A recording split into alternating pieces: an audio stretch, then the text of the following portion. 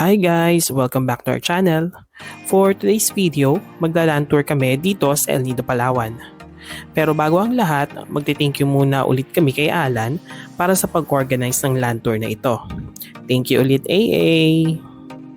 Mula sa Novis Tourist Inn, bumiyahe kami ng lagpas 30 minutes papunta sa Nakpan Beach.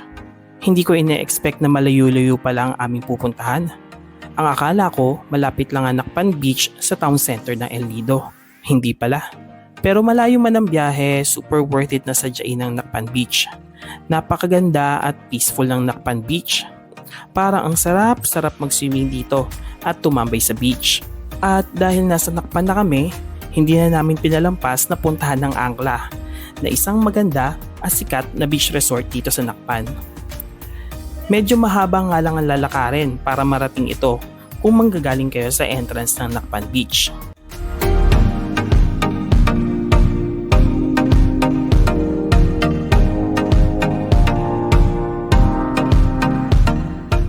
Maganda talaga ang Angla, lalo na yung pathway sa gilid na maraming halaman. Birds of Paradise yata ang tawag sa mga halaman na yon. Magandang spot yon for picture taking.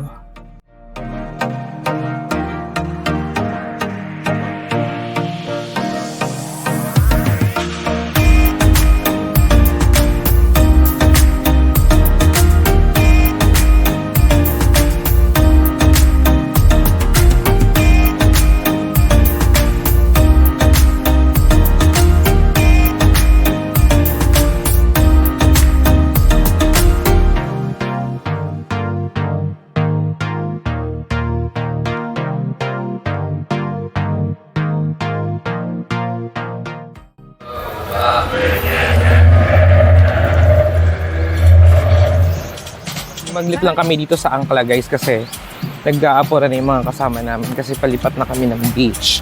Pero usually yan yung Angla. Ang ganda din. Kasi medyo pang mayaman. Hindi siya pang tipid.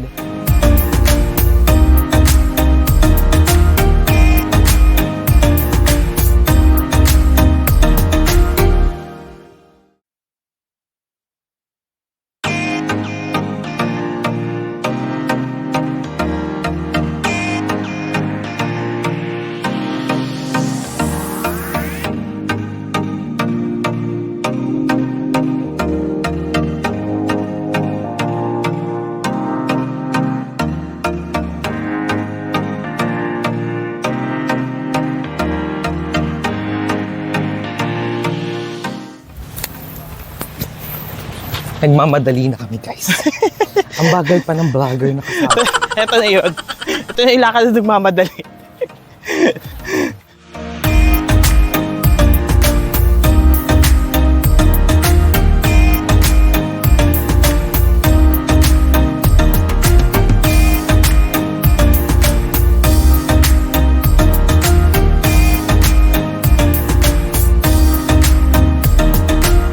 Pagkatapos namin sa Nakpan Beach, sunod naming pinuntahan ang Leo Beach. Lagpas 20 minutes ang biyahe mula Nakpan hanggang Leo Beach. Dito na kami inabutan ng gutom, kaya naman dito na kami nag-decide na mag-lunch. Hi guys, gusto kong mag-lunch dito sa Leo Beach. Kumain kami sa El Nido Grill. Masarap yung food. Yung fish, ba tawag doon? White snapper. Sarap naman para sa akin. Sa'yo? Hindi. Matabang. Masarap yung laman kasi maligat. Pero hindi ko siya nagustuhan. Bukod doon, kumain din kami ng Pero masarap yung ano nila. Bicol yung Express. Bicol Express nila. Totoong Bicol Express. Hindi katulad dun sa Ocean View. Ocean Deck. Ocean View. Ocean View na lasang binagoongan yung Bicol Express. At least dito, legit na Bicol Express. Ayan. Sightseeing lang muna kami dito sa Leo Beach kasi mamaya paalis na kami kasi Saglitan lang talaga. pupunta na kami ng Maramigmig Beach. Maramigmig nga ba? Oo, Of Maramigmig. the marimigmig. Maramigmig daw. Ang sexy. Hindi talaga ako. Hello. Hindi talaga ako nabusog sa kinain namin. Mas maganda pang kumain. Kaya guys, pupunta kayo ng El Nido, tapos doon kayo sa Novis check-in. Mas better na kumain kayo sa Dayukdok. Masarap yung luto ng pagkain doon. Tapos mura pa. Parang low tide ata nang pumunta kami sa Leo Beach. Medyo malayo kasi ang tubig mula sa Pampang. Para sa akin, mas maganda ang Nakpan Beach kesa dito sa Leo Beach. Yung buhangin pa lang kasi ibang-iba na. Pero mas marami namang commercial establishments at restaurants dito sa Leo Beach. Siguro dahil may malapit na airport dito. Maganda rin for picture taking ang Leo Beach ha. Maganda ang pictures namin dyan. Tsaka pwede mag-emote dyan sa swing.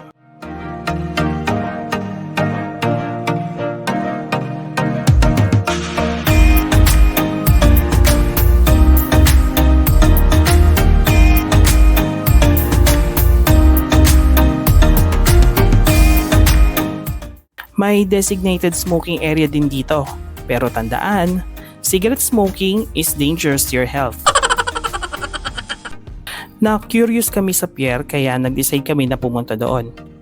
Ang haba pala nun. Malayo-layong lakaran din pala mula sa beach hanggang sa dulo ng pier. Ang sakit din pala sa balat at sa mata ng lakad namin na yan. Katanghalian na kasi nung pumunta kami ng Leo Beach at tirik na tirik ang araw.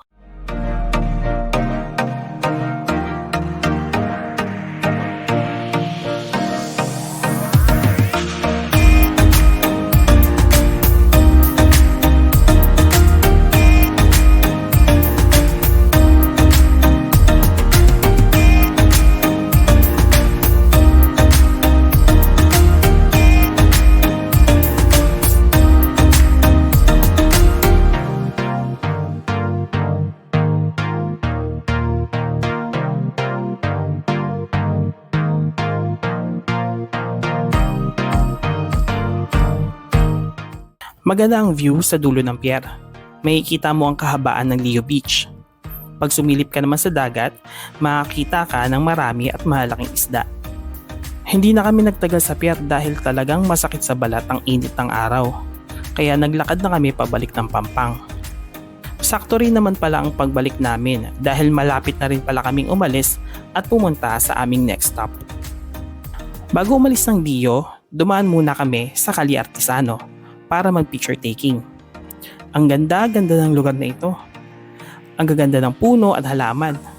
Sikat na spot din pala ito for picture taking, lalo na dun sa may tulay.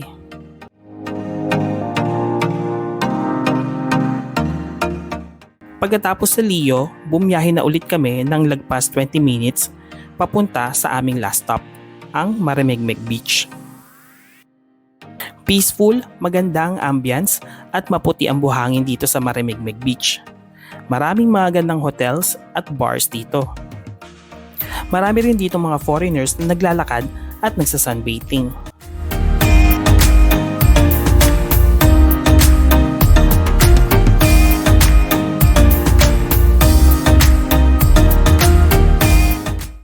Very chill lang ang vibes dito sa Marimegmeg Beach. Napatambay nga kami sa Marimegmeg Beach Club at umorder din kami ng drinks. Chill lang habang nakaupo dito at umiinom.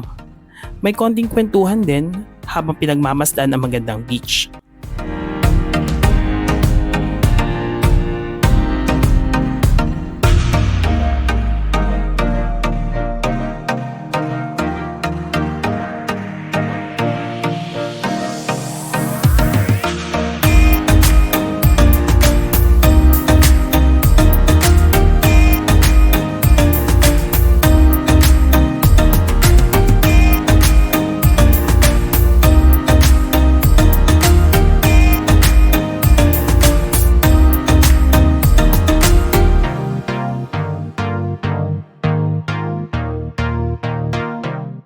Sabi nila, maganda ang sunset sa Las Cabañas Beach na malapit lang din dito sa Marimegmeg Beach. Kaya naman, hindi ko na pinalampas ang pagkakataon na masaksihan ito. Ang pinakamagandang view daw ng sunset ay nasa Las Cabañas Beach Resort.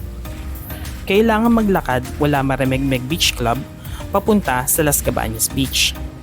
Medyo malayo din pero enjoy kasi kitang-kita mo ang paglubog ng araw habang naglalakad.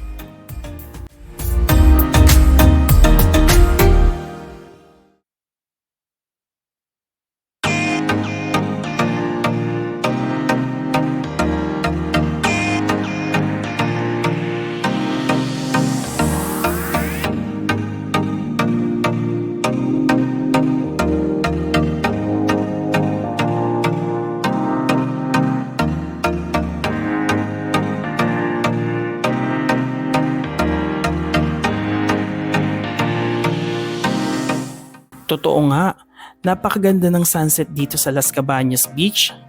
Ang swerte rin kasi maganda ang panahon, walang ulap na humaharang sa sunset.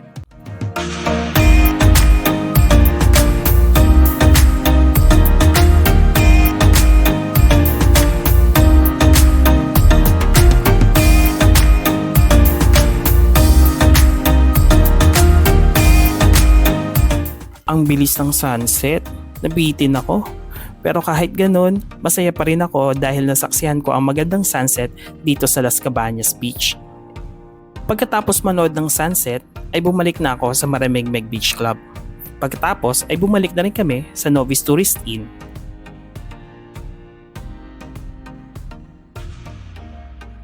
Dinner time na pala nung makabalik kami ng Novis. Nag-decide kami na pumunta sa bayan para humanap ng makakainan. At dahil nagkikrave ng seafood si Mark, dito kami napadpad sa Portos Fiesta. Kasi promising at affordable ang seafood meals nila dito. May to order mga pagkain nila dito, kaya kailangan maghintay bago makakain. Nililibang na lang namin ang aming mga sarili para hindi namin maisip ang gutom. At eto na, dumating na ang order namin. Mixed seafood at grilled taniga ang in-order ni Mark. At sa akin, eto, extra rice lang. Joke lang, akin yung mixed seafood pero i-share ko rin to sa kanya. Sulit yung food kasi mura, malinis at masarap pa. Solved ang dinner namin. Perfect pang ending sa isang masayang araw. At dito na nagtatapos ang aming video. Maraming salamat ulit sa panonood. See you sa aming next video. Bye!